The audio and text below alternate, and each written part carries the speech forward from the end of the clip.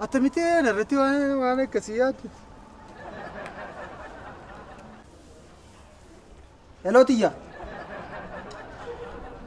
nag eeyyee amma moo amma naami jeeta rakkoon qabu nan dhufa tole nan dhufa tiyya rakkoon hin jiru tole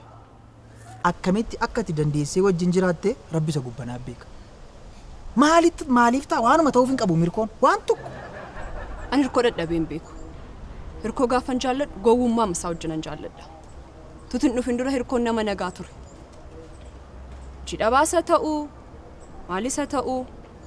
dur nama gaarii ture ergati dhuftee dubbii babbade gamta hirkoo nama lamfinni amalan beennee fidee amala dur hin qabne fidee dhuguu jalqabee hattummaa shaakalchiistee hirkoon nama dabraatee ergati dhuftee kabajaan si gaafadha gamtaa ko hirkootti addanaa ba'e addan siiba waan hundumaa gamtaatti meera xumuruu nan arsin hirku kana booda gamtaa wajjin akkati ta'uu hin qabne itti meera waan akkasiyaat hiriyummaan keessan lamman asirratti dhaabbachuu qaba dhageesseetta